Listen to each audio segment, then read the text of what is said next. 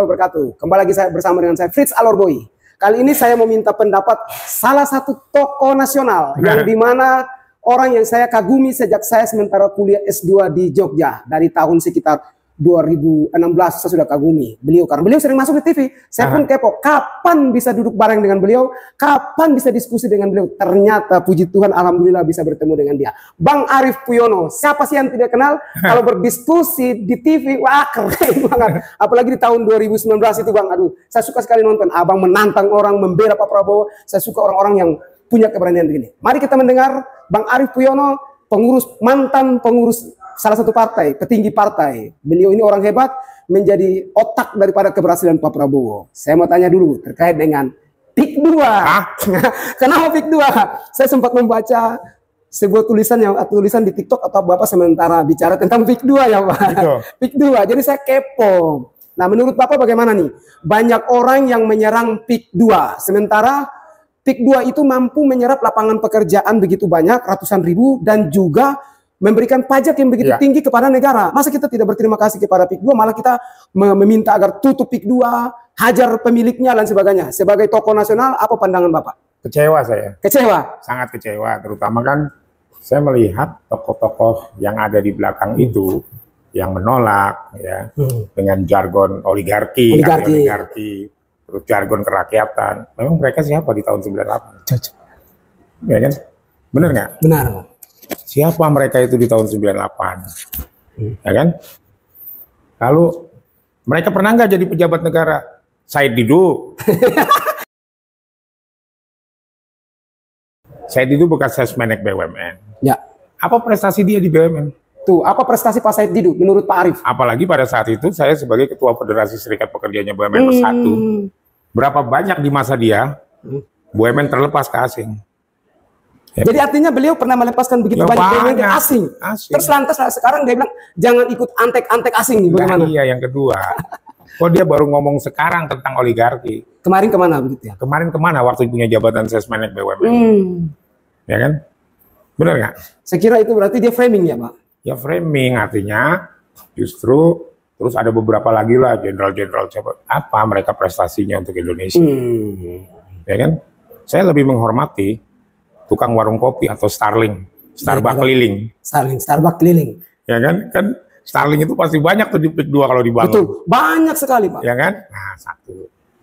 Jadi saya sih inginnya Mas Prabowo ya presiden kita. Siap.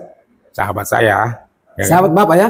Boleh nggak saya merapat ke Bapak jadi sahabat Pak Prabowo juga? Boleh, karena Pak Prabowo itu suka orang-orang seperti kamu. Oh siap, terima kasih. Ya kan, yang langsung bicara apa adanya.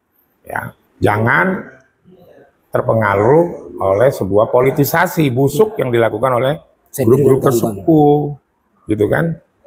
Ya nggak? Ya. Karena apa? Industri properti, ini kan masuknya industri properti nih. Ya. Itu punya turunan terhadap 175 industri lainnya. Coba kalau kamu bangun rumah, kamu beli apa aja? Cat, kabel, genteng, kayu, pasir, paca, ya kan, pasir, ya. Berapa lagi? Granit, keramik, ya kan, tempat duduk semuanya, tempat duduk, kloset, kursi, berapa banyak pekerjaannya di situ. Sedangkan yang di bawah industri properti itu, yang 175 industri di bawahnya industri properti itu rata-rata padat karya. Mengambil banyak sekali pegawai menggunakannya. Artinya kehadiran PIK ini membantu ekonomi daripada mereka-mereka yang mengusaha seperti menggagalkan. Ya, mereka apa? Apa yang disumbangkan mereka kepada rakyat Indonesia? Oh iya, betul. Mereka aja nggak mampu memberikan pekerjaan kepada 20 orang aja gitu. Kalau PIK menghasilkan ratusan ribu pekerjaan bagaimana Pak? Ya itu sangat baik. Satu untuk pendapatan pajak negara. Ya, kedua untuk mengatasi pengangguran, tenaga kerja baru dan korban PHK. Saya ini kan pimpinan buruh. Saya ngerti berapa korban PHK sepanjang 2023 sampai 2025, terutama di Kota Tangerang atau di Kabupaten Tangerang. Berapa banyak? Nah, kalau itu ditutup, maka kawan-kawan buruh saya nih, korban PHK di Tangerang tambah banyak. Kehilangan kesempatan untuk dapat pekerjaan lagi yang baru. Tuh, dengar baik-baik teman-teman. Ya kan? Itu efeknya. Ya kan? Jadi saya rasa banyak ruginya Indonesia. Tadi apa? Pajak Padahal kita lagi mengejar pajak. Naik berapa persen kira-kira yang ditargetkan? Ya kalau menurut saya kan, menurut ada perkataan itu kan sampai 477 triliun loh itu. 477 pembangunannya. Pembangunan. Ya kan, artinya berapa persen tuh? Kalau 12% berapa? 47 triliun pemasukannya ke negara, belum ke rakyat. Ya kan, itu baru mau bangun aja, ya.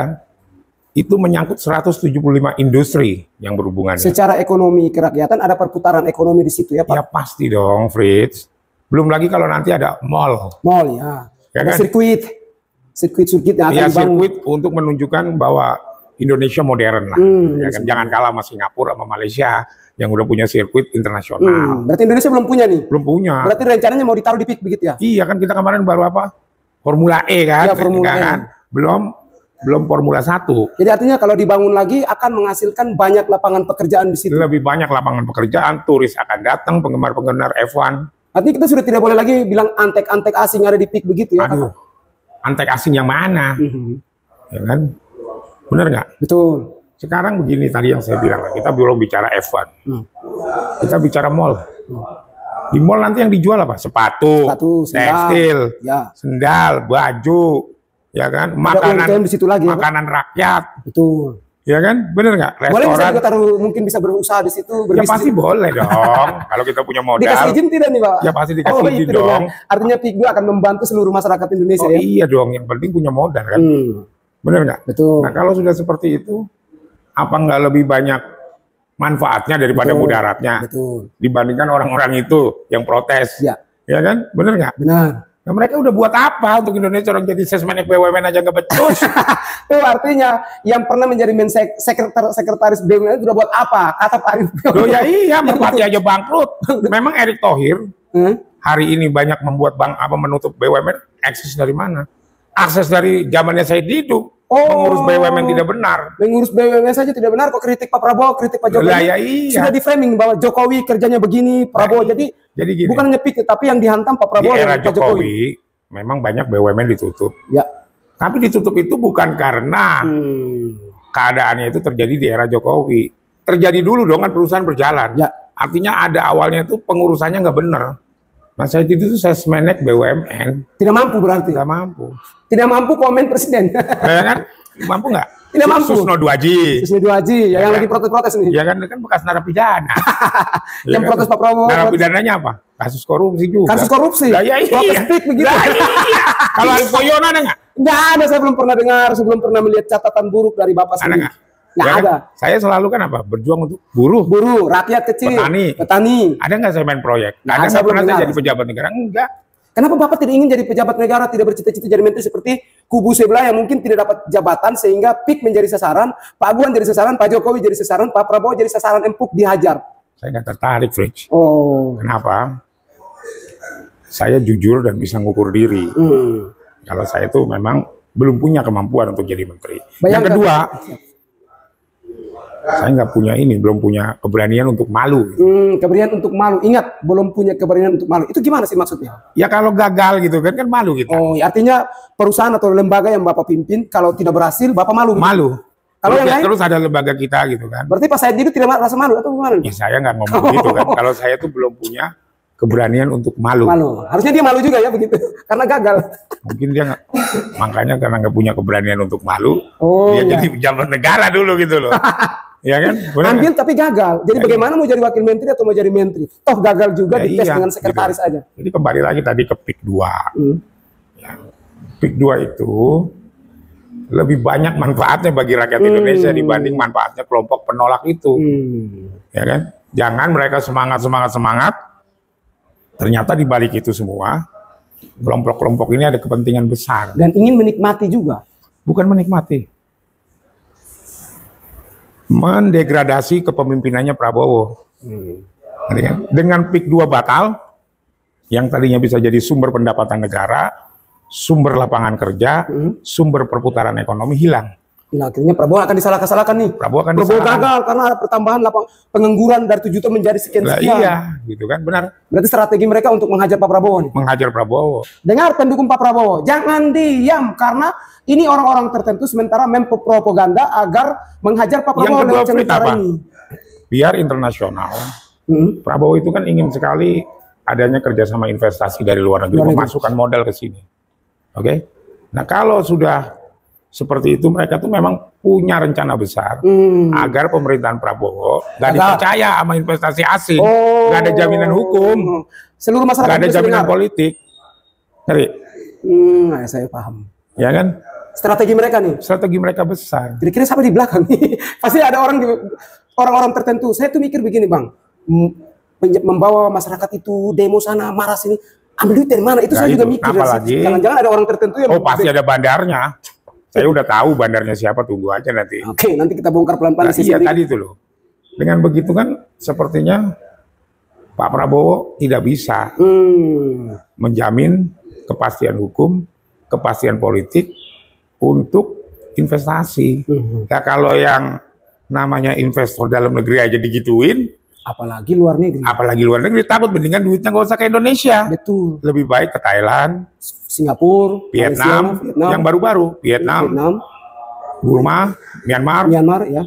Tadi apalagi Thailand, dan Malaysia. Jadi investor asing lebih suka menanam modal di daerah itu yang tadi Bapak sebutin, di luar Indonesia sendiri, ya, karena seperti ini. Ada banyak penolakan akibat kepentingan sendiri tidak terakomodir begitu. Iya. Jadi ngerti kan, Fritz? Ternyata di baliknya ada udang di situ tidur. Udangnya tidur mau ditangkap tapi tidak dapat tangkap. Akhirnya presiden yang jadi salah. Nah itu dia. Benar nggak? Kira-kira sebagai orang yang berperan penting di atas kemenangan Pak Prabowo dan lain sebagainya, apa yang sementara direncanakan untuk melawan orang-orang seperti ini? Saya sih nggak akan melawan mereka, karena mereka bukan lawan saya. Oh betul sekali, betul. Gitu loh, ya kan? Itu biar lawan saya aja ya. Lawan kamu aja gitu loh. Ya kan? Karena mereka itu nggak punya apa ya keterlibatan dalam reformasi 98. Ini siapa mereka? Ya kan sekarang mereka ngomong bebas-bebas itu karena siapa? Memang dia dulu berjuang, mungkin dia nyumpet di bawah kursi, ya kan? Kan banyak yang ngeklaim tuh aktivis 98 di mana kamu, gitu kan? Selain dari PIK 2, ini kan ada perbedaan Pak. Saya sentil sedikit karena masyarakat kemarin itu protes masalah pagar laut. Artinya tidak ada hubungan PIK 2 PSN dan PIK pagar laut. Pagar laut berpisah, beda PIK 2 pisah, PSN pisah. Nah, kawan-kawan kita di sebelah ini yang protes, yang barisan pembenci Jokowi dan pembenci Pak Prabowo, menghajar PIK pagar laut. Bahkan pas saya tidur turun di laut, biadab kau oleh begitu gimana? Kan itu ketahuan pura-puranya, ketahuan bohongnya.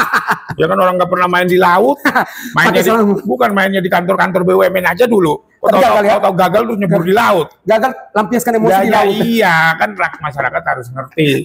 Ya kan itu ekspresi genuine atau ekspresi nipu kebohong-bohongan. Mungkin karena sakit hati gara-gara tidak jadi menteri mungkin. Saya nggak tahu itu urusan dia.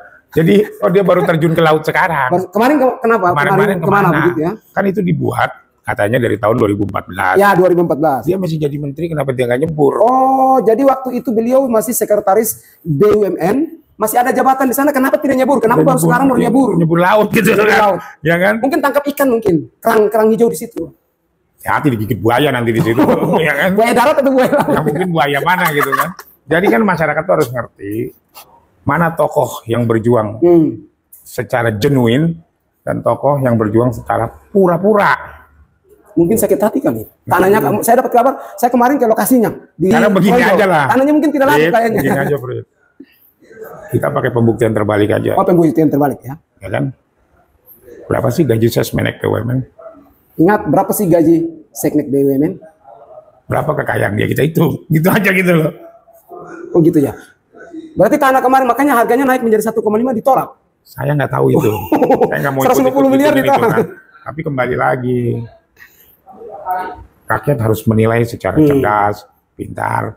Mana orang yang bisa memberikan pekerjaan banyak, dan mana orang yang bisa membangun Indonesia. Betul, sepakat Pak. Sementara dikatain antek asing, oligarki. Uang duitnya di sini semua gimana antek asing? Bahkan mengurusi banyak orang, mungkin orang yang bekerja di situ, anaknya bisa diurus sekolah. Terus ada yang mungkin pergi umroh karena kerja di PIK saja. Nah, kita masa tidak berterima kasih, malah bilang antek asing, ikut penjilat. Saya dibilang penjilat, terus tuyul-tuyulnya aguan, tuyul-tuyulnya PIK 2. Bingung juga ini orang-orang. Mungkin karena saya gelintir orang mengatasnamakan rakyat, atau mungkin karena kalah presiden. Tidak bisa move on. Kalah presiden. Padahal saya sudah move on dukung Pak Prabowo. Dia pendukung Anies semua kan? Ya saya juga salah satunya. Nah, kan, saya kenal. Kami semua itu tim saya juga dulu. Itu. Oh berarti belum move on. Jadi tahu kan Frit, itu tim kenal semua. Saya kan kenal semua dulu demo ya, di kan? KPU itu mereka itu saya pimpin. Ya makanya. Sekarang salah satunya apa? Dia ingin mengacaukan nanti terjadi namanya reformasi jilid kedua, kacau karena ekonominya jatuh. Mereka ingin gulingin Prabowo. Kalau memang itu ada rencanamu, kamu sebagai anak muda nggak setuju? Saya akan lawan. Nggak setuju kan? Nggak setuju. Lawan orang-orang seperti ini karena ini kan Pak Prabowo masih kerja, kok diserang baru aja 100 hari. Baru 100 hari. Ya kan? Mereka yang udah jadi pejabat negara puluhan tahun nggak mampu nggak berbuat apa-apa. Iya. Padahal ya sekretaris kan? BUMN loh. Iya. Bahkan sekretaris Menteri BUMN. Sekretaris Menteri. Orang nomor 2 di BUMN. Orang nomor 2 di BUMN. Baru tahu ternyata itu jabatannya Pak. Iya. Coba aku cari Arief Poyono, cuman bekas pramugara di Merpati, ya kan, ketua Serikat Pekerja di Merpati, ya kan, ketua Federasi Serikat Pekerja BUMN Bersatu, nggak ada saya, ya kan. Baik, kesimpulannya bagaimana Pak terkait dengan PIK pembongkaran pagar laut dikaitkan dengan Prabowo dan sebagainya? Jangan terprovokasi dengan isu-isu seakan-akan heroik gitu membantu negara gitu kan, ya kan. Terus seakan-akan dia paling hebat gitu kan, padahal berenang-berenang di laut itu pura-pura. Pura-pura ya, berenang di laut. Kenapa nggak dari awal dia berenang? Dari 2014 bukan. Ketika sebelum dibongkar, dia berenang-berenang aja di pagar laut itu. Ya kan, jangan pas lagi dibongkar ada tentara, ada polisi. Berlindung di belakang barisan. Iya, dia berenang-berenang. Ngerti kan? Kenapa kamu nggak berenang-berenang dari awal? Sekarang baru mau. Iya, kali aja digigit hiu gitu loh. Kayak ikan hiu baru muncul begitu ya? Bukan hiu, ikan buntel. Ikan buntel. Ya kan? Ya, kenapa gitu loh? Kenapa baru sekarang? Kenapa pas baru dibongkar kamu di situ? Kenapa nggak dari awal kamu di situ tuh semuanya itu? Siapa itu? Orang-orangnya dia itu berenang-berenang di situ protesnya, ya kan? Kali aja lu kelelep lu dimakan ikan buntel. Tidak semua orang-orang yang pendukung Anies ikut kayak dia. Nah ya iya, kan itu kelihatan pencitraan supaya rakyat ini heroik. Mungkin memaju presiden 2029. Nggak bakalan menang, mana mungkin presiden itu orang Jawa. Gitu loh. Oh berarti dia orang luar nih? Ya iya, presiden itu. Iya. Harus orang Jawa. Ya kan? Jadi seperti itu. Yang kedua, atau perusahaan. Ya rakyat harus sadar tadi kan, menilainya benar bahwa PIK 2 itu banyak manfaatnya dibanding mudaratnya. Coba ya kalau pengaruh dari pembangunan industri properti, misalnya dia memakai, taruhlah dia pakai 1000 hektar, kan tanahnya luas nih, ada lagi yang lain punya masyarakat. Di tanahnya masyarakat jadi mahal nih yang dekat 1000 hektar nih. Menaikkan harga ekonomi. Betul, kan? Naik harga ekonomi terjadi. Ya kan? Ada bangkitan dan tarikan terjadi. Ya kan, benar nggak? Nah itu yang paling penting. Rakyat harus jangan mau terprovokasi sama orang-orang gituan gitu. Orang-orang sakit hati ya. Timnya Anies kan? Ya kemarin. Mereka? Ya mereka tim Anies rata-rata semuanya. Kan? Ya udah. Saya kenal semuanya Bang Ari. Kalau mereka timnya Anies tujuannya apa? Gulingkan Prabowo. Gulingin Prabowo. Gulingkan Prabowo. Iya kan? Itu aja. Ya kan? Karena mereka mau bohong, itu saya kenal semuanya ibu-ibu yang demo di KPU itu justru saya sekarang beginilah Fritz. Pak Prabowo itu kan dengan Pak Jokowi satu grup sehati sepikir untuk kan? Indonesia lebih baik. Satu kabinet dulu dia jadi anggota kabinetnya Pak Jokowi. Kenapa tuh kelompoknya saya tidur sebelum Pilpres nggak demo itu pagar laut? Kenapa baru sekarang? Kenapa baru sekarang? Kan ini mau ngadu domba Prabowo sama rakyat. Iya kan? Benar nggak? Terus mau ngadu domba Prabowo sama Jokowi. Kan di framingnya kan yang diajar itu di belakangnya Jokowi terus kan. Jadi arah politiknya itu seperti itu kalau kamu tahu belajar. Jadi belajar politik, Frit. Ya itu bagaikan kalau kamu menyerang orang, itu kamu melempar batu. Sembunyi tangan. Tidak langsung ke batu, tidak sumber tangan. Got itu kamu lempar airnya, pakai batu, airnya muncrat ke dia. Gitu loh.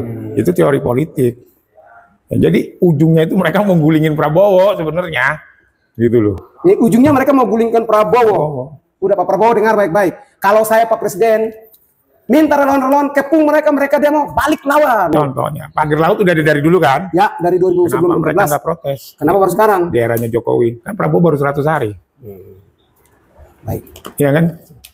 Apalagi mereka itu die hardnya Anies. Ya. Ya kan, Anies kalah Anies dalam diam, presiden. mereka yang Anies diam, mereka bergerak. Ya kan? Dengan begitu membuat nama Pak Prabowo hancur di internasional, mau di kalangan pengusaha dan investor. Itu aja kuncinya. Ya kan? Dengan begitu ekonomi Indonesia jatuh, Prabowo ya kan? bisa digulingkan. Prabowo bisa digulingkan. Dengar baik-baik para pendukung Prabowo Gibran. Ya kan? Saya karena berpikir rasionalisme, berpikir cerdas, maka itu ketika saya melihat mereka sudah berlebihan, saya memilih untuk kali ini saya justru mendukung Pak Prabowo dan mendukung Pak Jokowi untuk melawan mereka. Karena framing-framing dan propaganda yang mereka mainkan itu sudah terlalu berlebihan dan ada cara-cara seperti Bang Arief bilang bahwa ini untuk menggulingkan Pak Prabowo. Sudahlah, tunggu 5 tahun berikut baru ajukan diri maju. Itu selesai begitu ya Pak? Terjadi sentimen rasisme kan?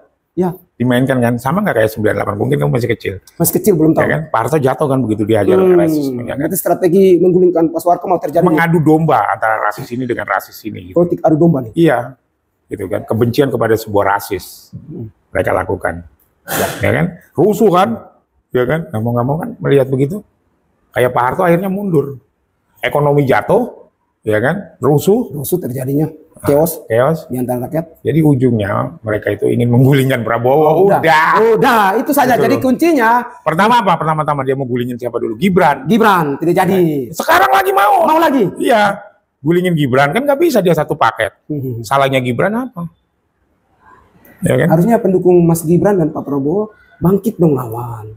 Jangan biarkan Pak Prabowo dihajar, mereka diam. Lah iya, mereka berlindung di Prabowo, orang-orang itu selalu mengatakan Pak Prabowo gitu kan. Tapi belakangnya tuh ujungnya maksud mereka tuh menggulingin Prabowo. Udah, itu kesimpulannya teman-teman. Jadi mereka bersembunyi di balik Pak Prabowo di depannya, tapi di belakang ingin menggulingkan Bapak Prabowo. Bapak Prabowo harus lebih waspada. Para pendukung Pak Prabowo, Pak Jokowi, Pak Gibran, tolong ingat baik-baik. Apabila orang-orang itu melakukan tindakan misalkan demonstrasi untuk menggulingkan, Anda harus bangkit, Anda harus melawan. Kalau Anda tidak melawan, maka Anda akan kalah, maka Prabowo kalah di tangan mereka. Masa cuma segelintir kita kalah? Kita punya banyak ratusan juta. Lawan mereka, tumbangkan mereka. Saya juga siap untuk ada di garda terdepan, pendukung Pak Prabowo, pendukung Jokowi, pendukung Gibran. Kita lawan mereka. Saya tuh bangga loh sama kamu. Kamu anak Indonesia Timur yang hebat. Siap. Yang sangat demokratisasi. Mengerti kapan permainan itu sudah berakhir, ya sudah. Berlatih lagi untuk bertarung lagi. Gitu kan. Jadi kau sportif gitu loh. Siap. Sementara mereka tuh belum move on. Gitu loh. Padahal kamu paling diehardnya Anies saya lihat waktu itu. Paling kuat. Ya kan, paling kuat, paling di depan. Garda terdepan, bahkan tapi kamu sadar gitu loh. Artinya kamu punya orang yang satria gitu loh. Ya sudah diumumkan MK kita kalah, ya sudah. Kita dukung ini pemerintahan. Karena kalau dengan tidak mendukung pemerintahan Prabowo, ya nyusahin rakyat tuh kayak mereka itu. Bener kan? Betul.